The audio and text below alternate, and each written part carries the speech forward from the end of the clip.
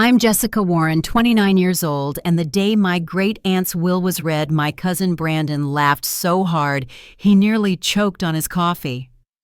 Sophia actually pulled out her phone to record it, like my humiliation was some kind of comedy special. They thought I was walking out of there with nothing. No one, not even me, expected what the lawyer said next. The moment he spoke my name, and the words 50 million in the same sentence, the whole room fell silent. Just hours earlier, I'd taken the subway across town in a dress I'd owned for years, feeling like the outsider I'd always been. By the end of that meeting, I wasn't just back in the conversation, I'd inherited the whole book. And it all started because one woman paid attention when no one else did. Before I dive in, drop a comment and tell me where you're listening from. And if you've ever felt like the odd one out in your own family, hit that subscribe button. You're not alone. My life never had the shine my relatives carried like perfume. I grew up in Queens, raised by two parents who believed in hard work, honesty, and showing up when it mattered. My dad owned a small repair shop. My mom worked nights at the library. We never had much, but we never needed more than what we could carry in our hearts. My dad used to say, "Let the world chase shiny things, we'll build something solid." And we did. We built a life full of books, late-night kitchen talks, and neighbors who became family. What we didn't have in square footage, we made up for in warmth. The Sterling side of my family lived differently. They had estates in Connecticut and offices with views of Central Park. I had a rent-controlled studio with a squeaky radiator and a view of the alley. At Christmas, while they sipped champagne under crystal chandeliers, I scraped together grocery money and tried not to take it personally when my invite showed up 3 days late, if it came at all. My connection to the Sterlings came through my grandmother Eleanor, who married for love instead of wealth. That was all it took to get erased from the family portrait. My dad used to get one-word responses to his birthday cards, if that. After he and my mom died in a car accident 3 years ago, I didn't hear a thing from the family except a generic flower arrangement and a business card from Robert Sterling, my dad's cousin, and the supposed head of the family. I was 26, standing alone in a funeral home, holding a card that said, "If you need anything, call." I never called.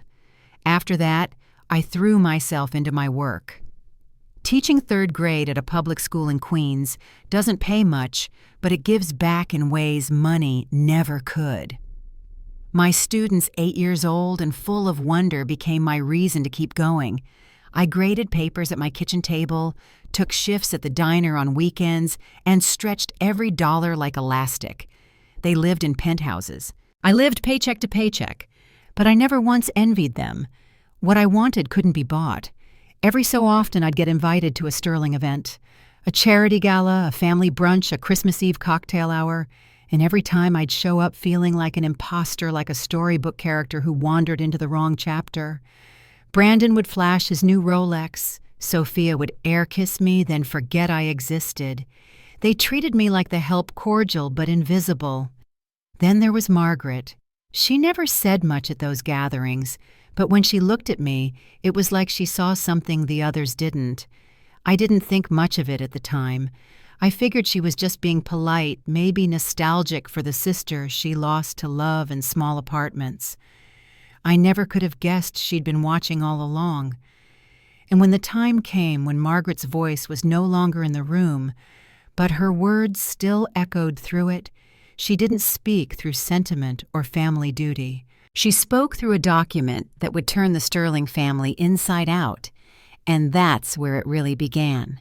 Brandon's laugh didn't stop echoing in my ears, not even after we left the law office.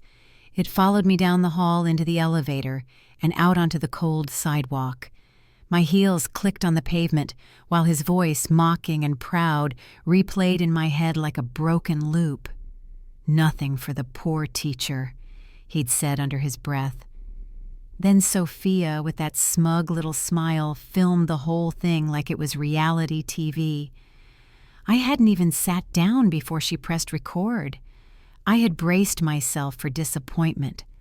Honestly, I expected a polite mention and maybe a small check enough to cover a month's rent or a couple credit card payments.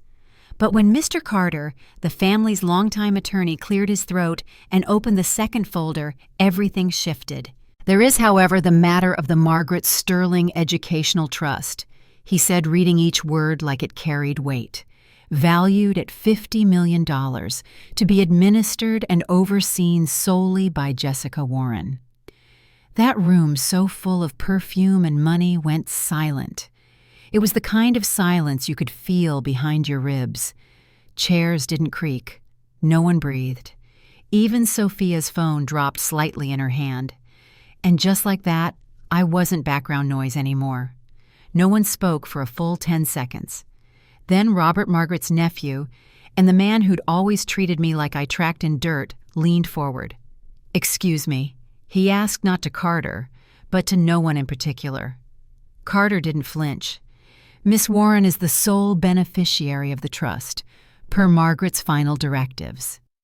The next few minutes unraveled like slow-motion panic. Brandon stood up so quickly his chair scraped the polished floor.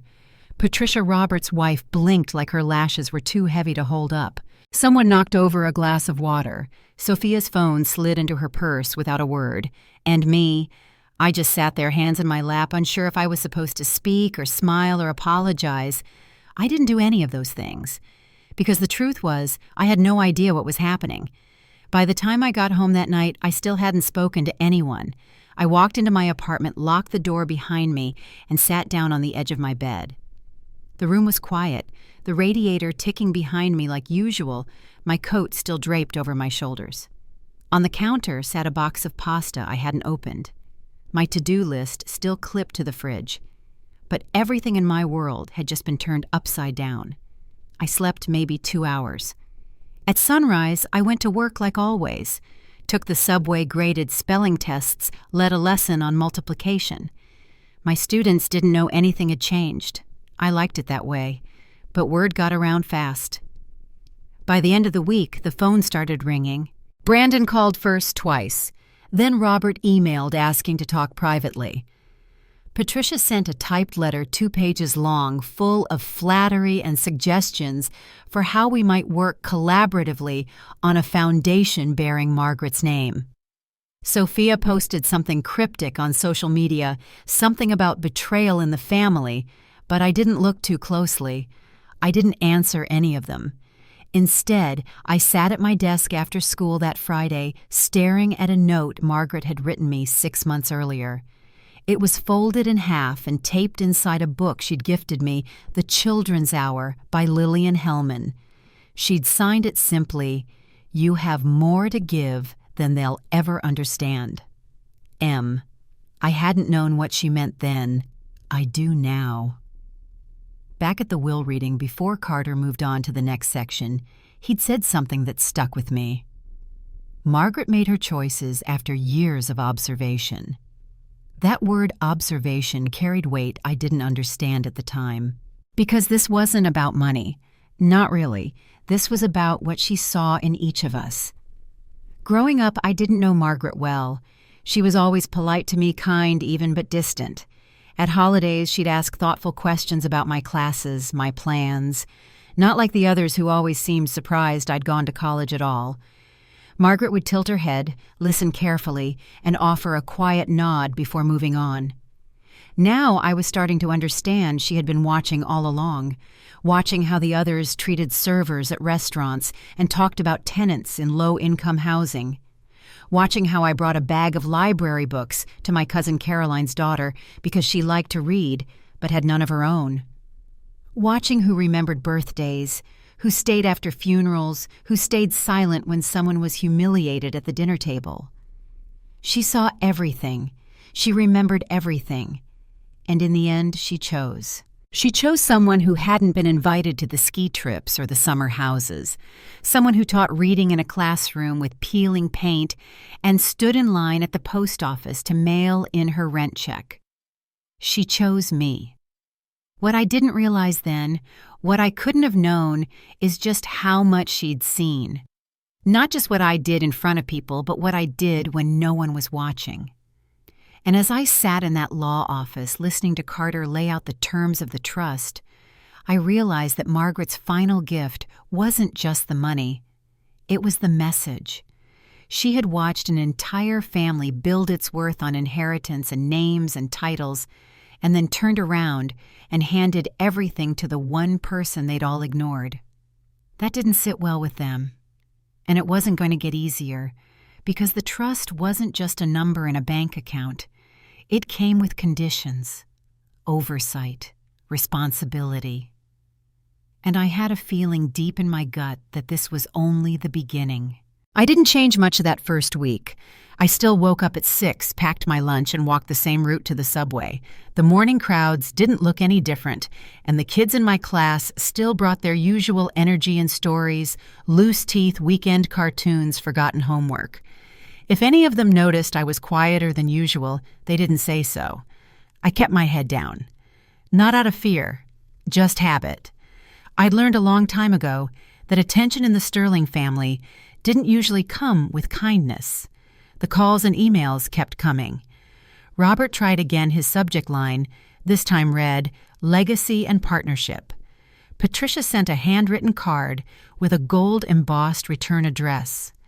Brandon texted from a number I didn't recognize. One message said, "You know, this is a misunderstanding, right?" Another just said, "Talk to me." I didn't respond.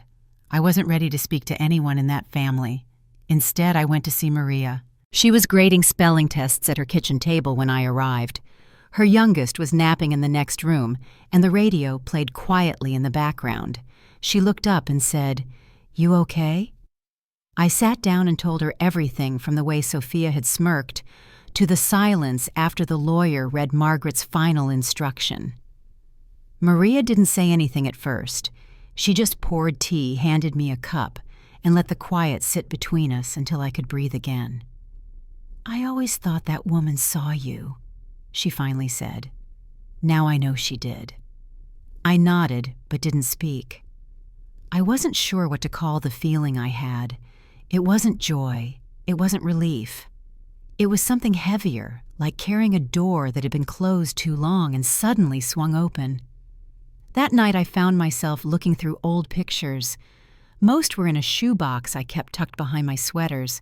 There were birthday snapshots with paper streamers, my parents standing close with their arms around me. A photo of me at 12 holding a spelling bee trophy in front of our garage. One from graduation wearing a thrift store dress and my dad's borrowed watch. There were a few with Margaret, though, not many. One was from my college graduation. She had shown up that day unannounced and found me afterward near the auditorium steps. I remember how she stood back at first, watching. Then she smiled, handed me a folded card, and left before I could ask why she'd come. Inside the card had been a note. "Education opens more than doors. It changes walls into windows. Keep going." At the time, I thought it was something she'd just written out of habit. Now I wasn't so sure. The more I looked back, the more moments came into focus. Margaret showing up to the school reading night 3 years ago, sitting quietly in the back as my third graders recited their poems. The mysterious donation that had replaced our broken whiteboards with new ones. The anonymous sponsor who funded our classroom library when the district cut resources mid-year. Back then, I assumed it was coincidence, or maybe a kind stranger. I never connected the dots. But Margaret had been there, watching, listening, measuring, and I hadn't known. Meanwhile, the Sterlings were living as they always had. Brandon's latest post showed him on a golf course in California holding a glass of champagne. Sophia uploaded a video from Paris designer bags room service breakfast hashtags that blurred into luxury. They still hadn't processed what had happened. Not really. I got a letter from Helen Sterling Morrison the next day, Margaret's niece and a partner at a Manhattan law firm. She was always the quiet one at family gatherings, the one who shook hands firmly and asked how school was going, even if she never waited for the answer. Her letter was 3 pages long, civil, polished, She outlined a proposed redistribution plan for the trust, something about shared stewardship advisory boards and honoring the family's legacy. The last paragraph read, "Of course, no one disputes Margaret's generosity toward you, but surely there's a more equitable arrangement that honors both her wishes and her bloodline." I folded the letter and placed it in a drawer. That weekend, I visited Margaret's grave for the first time. It was a small plot under an elm tree in a quiet section of the cemetery. There were no statues or marble benches, just a simple stone with her name and the years she lived. I stood there for a long time, unsure what to say. Eventually, I whispered, "I didn't ask for this." The wind moved through the leaves above me. Somewhere nearby, someone was mowing their lawn.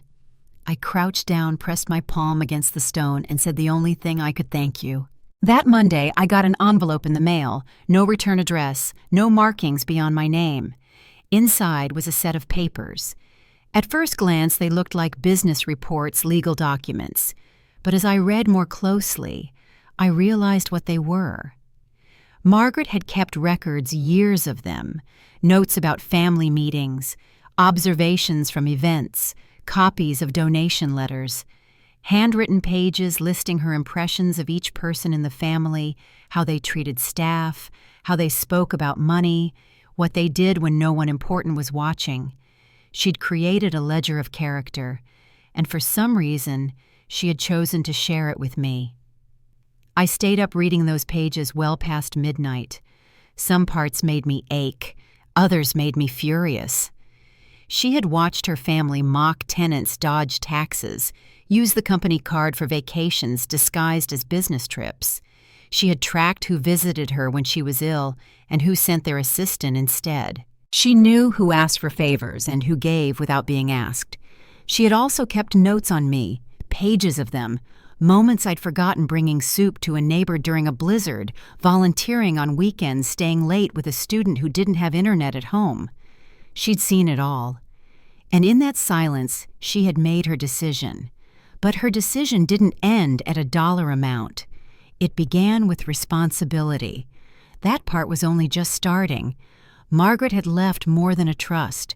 What she left behind was a mirror one that showed her family exactly who they were when no one important was looking. And she didn't just leave me the responsibility of managing funds. She handed me the reasons. In her writing, she had documented everything. Not just their choices, but their patterns. Not just their mistakes, but how they responded when they had the chance to do better. The records weren't cold or clinical. They were observant, detailed, sometimes even personal. She had written about how Robert refused to fix the heating in a building during one of the coldest winters on record, choosing instead to start eviction notices for tenants who complained. She'd followed up herself, called contractors reviewed invoices. One resident, an elderly woman named Alice, had lived in that building for over 2 decades, paid her rent on time, organized tenant meetings. Margaret wrote, "He wanted her gone for asking questions." She didn't just stop with Robert. There were pages about Patricia's charitable work, how she'd pledged support to a scholarship fund, but tried to include stipulations that kept low-income students from attending social events. Margaret had intervened privately, funding the additional costs herself, but she'd written it all down, line by line. There were notes about Brandon charging business trips to Dubai as international expansion while submitting copy-pasted hotel brochures in place of actual reports. Notes about Sophia berating delivery drivers and mocking retail workers on social media. About David pushing risky investments on retirees. Helen coaching clients on how to sidestep payments owed to small contractors. Margaret had paid off one of those contracts herself, quietly. The more I read, the clearer it became. This wasn't about one moment. It was about decades of moments. Patterns she'd hoped would change, but didn't. And then there were her notes on me. She remembered the grocery store visit, the time I helped her aunt find her way when I was already late for my evening shift.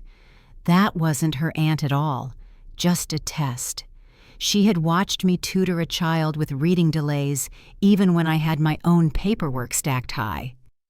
She'd noticed how I let a struggling parent use my school laptop to fill out job applications during a parent-teacher night. How I'd handed out coats in winter, not because anyone asked, but because I noticed the kids coming in cold. There were things in there I had forgotten, or maybe just never thought anyone would see. I sat with those pages for a long time. Then I called Maria. She came over after dinner, brought pie, didn't ask any questions. We sat at my table, papers spread between us, steam rising off 2 mugs of tea. Maria picked up one of the pages. She was building something, she said. I nodded. She was, I said.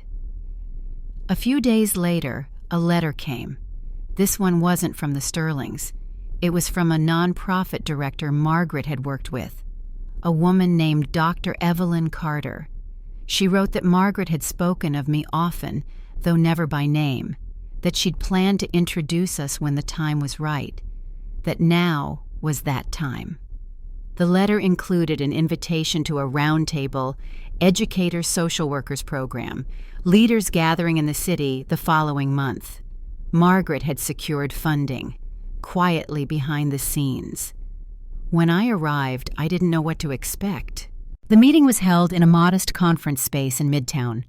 No press, no fanfare, just a long table, pitchers of water, and a group of people who had spent their lives doing the work, mentoring teens, creating job pathways, building community gardens, teaching in underfunded schools.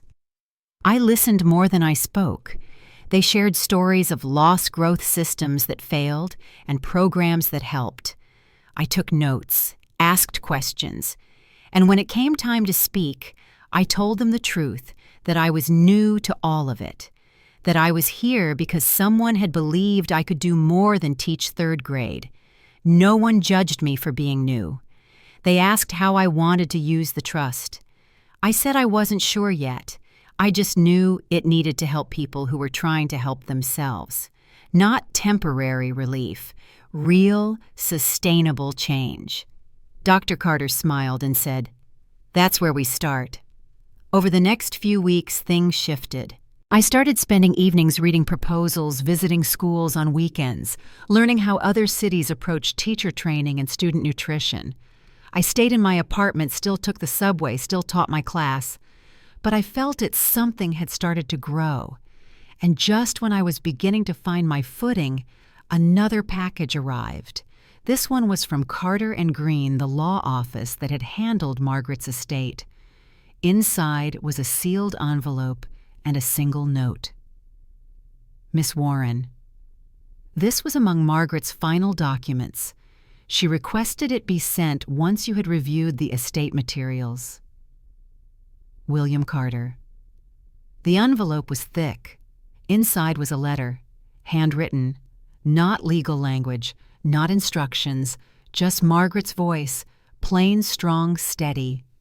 She wrote that she knew her choices would be questioned, that she expected resistance, but she believed values could be a compass, that the family name meant nothing without purpose behind it. She told me to trust what I'd seen in the classroom, in the community, in the quiet places people often overlooked.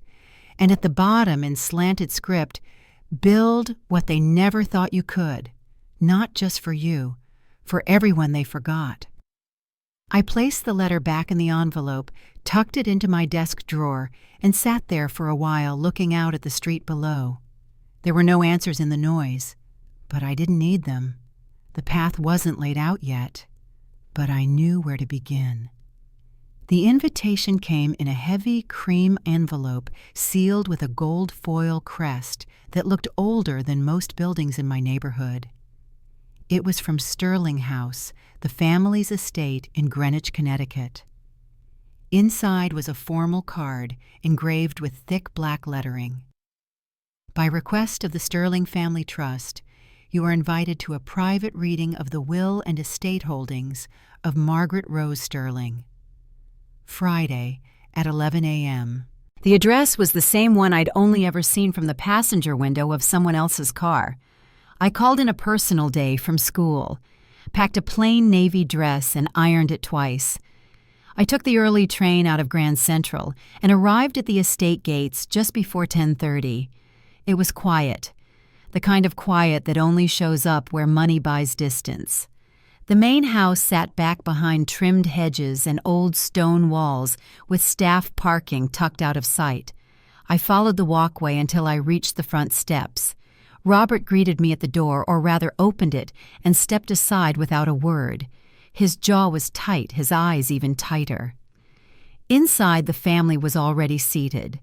Patricia wore a silk scarf and her usual thin smile. Brandon leaned back in his chair like he owned the air around him.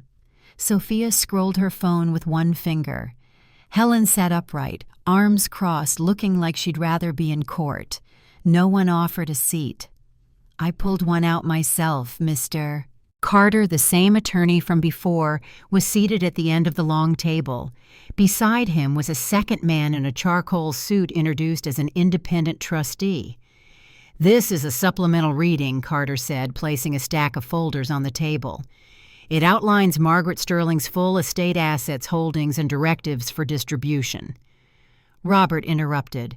"We've already heard the trust part. Can we get to the family portions?" Carter didn't blink. "We'll go through everything, in order." He opened the first folder. Real estate. Multiple properties across 3 states.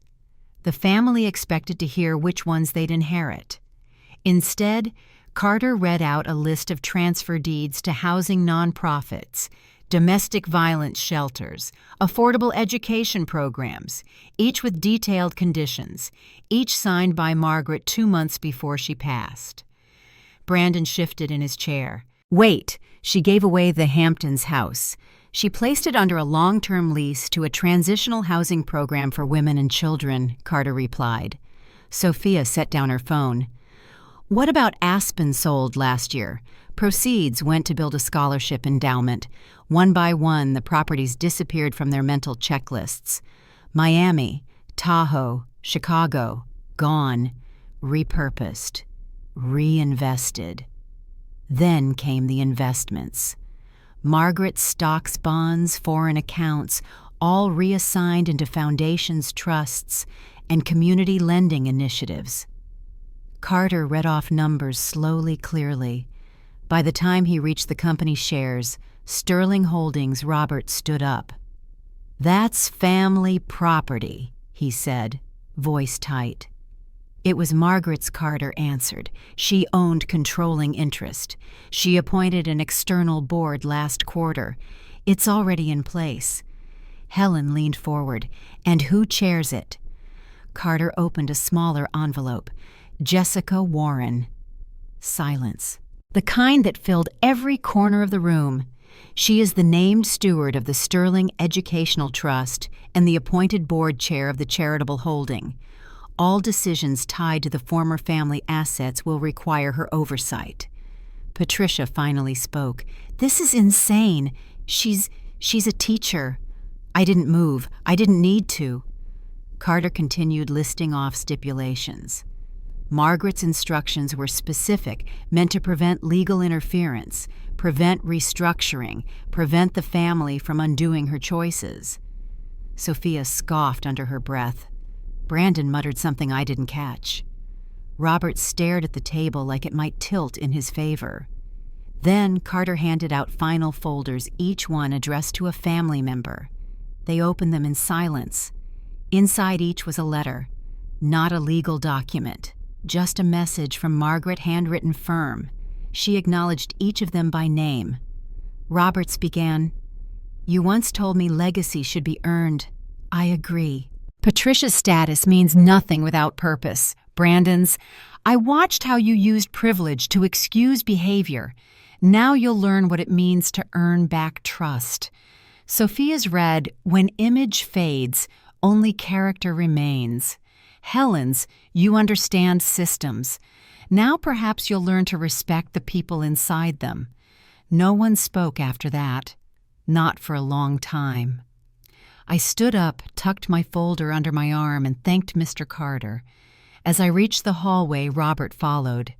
"This isn't over," he said. "You don't know what you're stepping into." I looked him in the eye. "Neither did you." I walked down the steps alone. No one offered to show me out. The air was still. The gates opened with a slow mechanical hum. As I reached the street, I pulled out Margaret's last letter again, the one she'd written just for me. "Build what they never thought you could." I folded it carefully and slid it back into my bag. That night I drafted the first proposal. I wrote the first proposal at my kitchen table.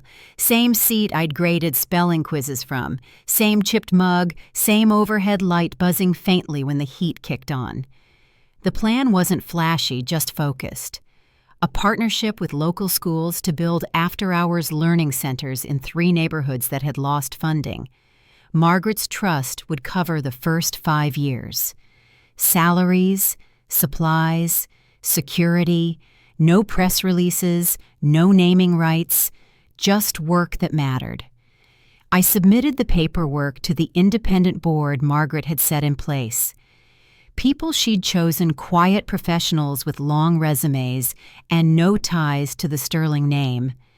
They asked smart questions, checked every number, then they voted yes. The green light came on a Thursday. By Monday, I was touring an empty space on 141st and Malcolm X Boulevard. Cracked tile floors, walls still painted in old kindergarten murals. A woman from the neighborhood misses. Garland met me at the entrance with a clipboard and 3 volunteers already waiting inside. "We've been trying to get someone from the city to notice this place for years," she said. "They just did," I told her. Within 6 weeks, the first center opened its doors.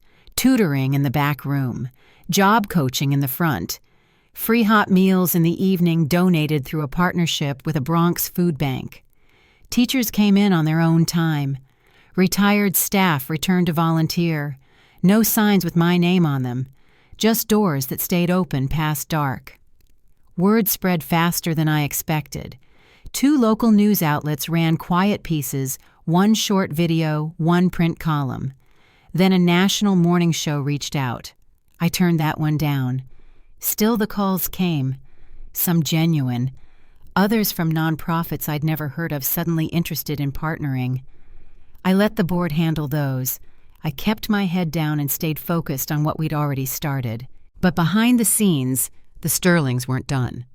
First came the letter from Robert's legal team framed as a request for clarification. They questioned whether I had the right to use the Sterling name in any capacity connected to educational work. I didn't respond. Carter did. Then Brandon started posting cryptic messages online, screenshots from board meetings he wasn't part of, comments implying I was unqualified, overreaching, misusing Margaret's legacy.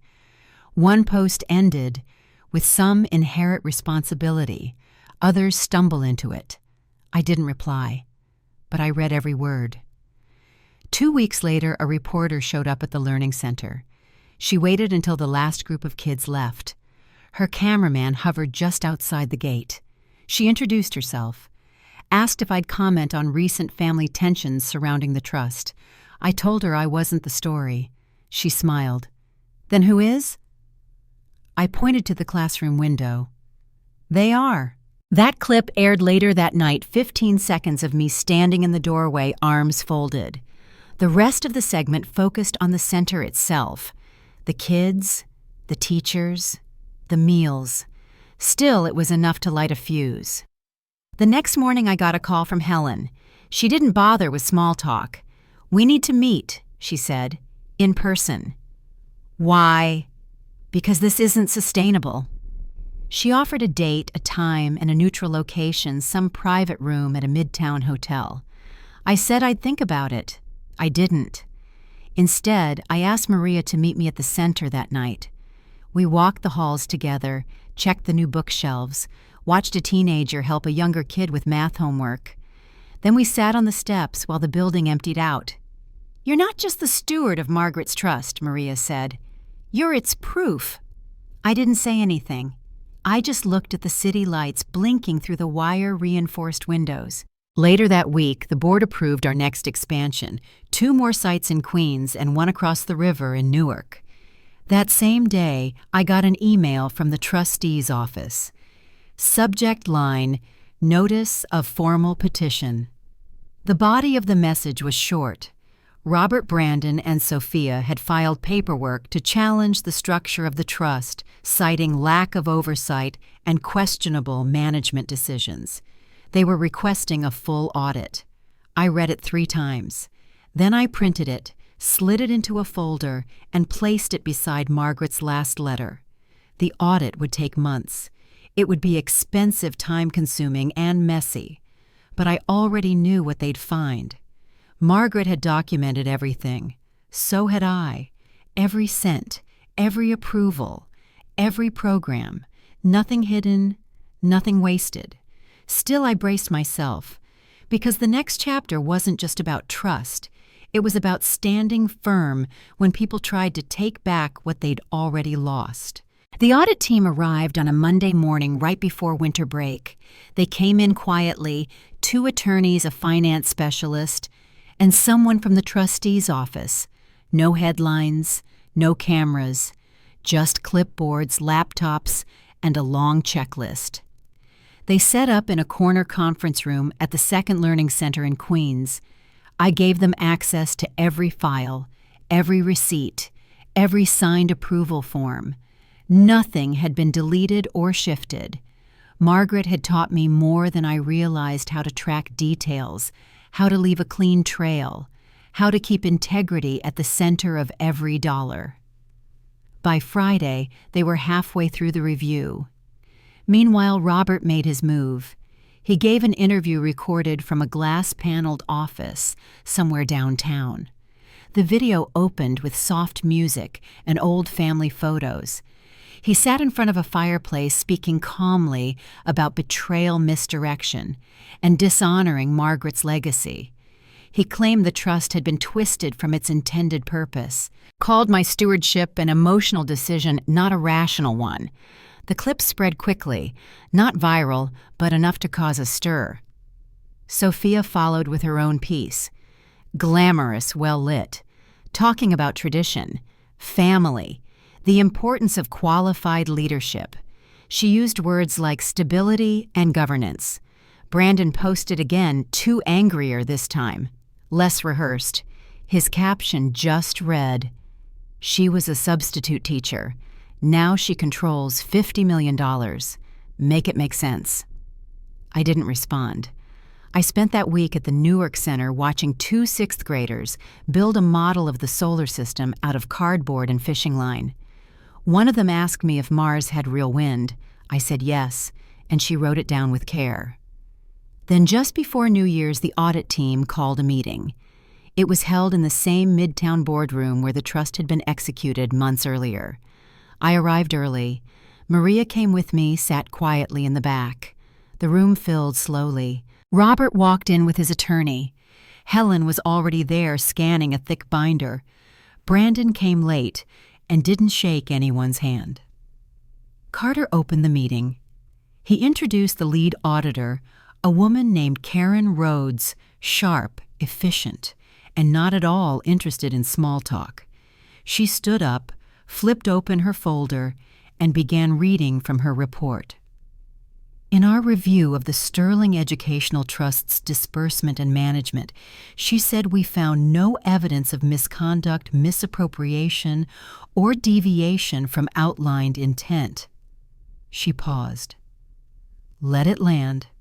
Every disbursement was logged, every vote documented, every expense accounted for. Oversight mechanisms are not only in place, they are functioning. Robert shifted in his chair. Helen leaned back, arms folded. Karen continued reading off a list of completed programs, matched budgets, and site inspections.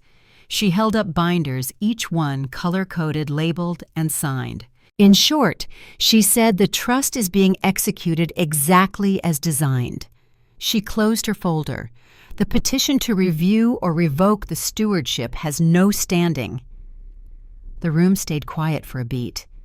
Then Carter looked up and said, "That concludes our findings." Robert stood up. "This isn't over," he muttered. Karen raised an eyebrow. "Legally it is." Sophia left without saying a word. Brandon walked out last, tossing his chair sideways as he did. I stayed behind, watching the binders being packed away. Maria came up beside me. "Clean as glass," she whispered. Later that week, a short notice ran in the paper. "Independent audit confirms trust compliance. Educational programs to expand." That same day, I met with a city official about launching mobile literacy units. They offered a matching grant. We shook hands over a folding table in the back of the center. The next morning, an envelope arrived, no stamp, no address, just my name written in sharp block letters. Inside was a single sheet of paper, typed, no signature. It read, "You've had your moment. Don't forget who you are." I folded it twice and placed it in the bottom drawer of my desk. I knew exactly who I was, and that letter didn't scare me. It confirmed everything. The last letter came in early spring. This time it wasn't anonymous. It was from the trustee's office with a brief note attached. "Final confirmations enclosed. All filings are now complete." Inside was a clean signed statement affirming that the Sterling Educational Trust had passed every review, every audit, every legal challenge. No more hearings. No more veiled threats. No more sideways glances across boardroom tables. It was done. Outside my window, the first daffodils had started pushing through the soil along the fence line. The neighborhood kids were riding scooters again, shouting back and forth under open skies. Life had moved forward, as it always does, and so had we. The learning centers were now 5 strong, with 2 more in development. Newark had added a music room. The Queens location had started weekend classes for parents' GED prep, English language learning, and job certification. A girl named Simone, aged 10, was now reading at a 7th grade level because her tutor stayed late twice a week just for her. I still lived in my same apartment, still walked to the school on Tuesdays to teach, still kept Margaret's letter folded in my desk drawer. Some things didn't need to change. Others had. Robert quietly stepped away from several boards. Sophia took a year-long sabbatical. Brandon deleted every one of his posts and made his accounts private. They hadn't apologized, but I no longer needed them to. One afternoon in May, I was invited to a ribbon cutting for a new center in Brooklyn. The mayor sent a representative. A local poet read a few lines. There was music-donated cupcakes and kids in bright shirts with hand-drawn logos. I stayed near the back behind the folding chairs, watched it unfold from a distance. At one point, a little girl tugged on my coat. "Are you the one who made the books happen?" I crouched down beside her. "No," I said. "I just helped someone who believed in all of this." She nodded like that made perfect sense. Then she ran off to the crafts table. After the event, I walked home. It took a while, but I didn't mind. The sidewalks were warm underfoot, and the air smelled like lilacs and old brick. When I reached my building, I paused on the stoop. I thought about Margaret, about the way she watched quietly from the corners of rooms, about the pages she left behind, about what she must have hoped for and how far we'd come. Her gift wasn't just money, it was trust, not in a system, but in people, in what they could become if someone stood behind them, not above them. We spend so much time thinking we have to prove ourselves to people who've already decided who we are. But sometimes all it takes is one person to say, "I see you," and mean it. Thank you for listening. If this story stayed with you, I'd love to know what part spoke to your heart. Share it in the comments, or just take a quiet moment today to remember someone who believed in you even when no one else did. And if you haven't subscribed yet, Go ahead and do that too. There are more stories to tell.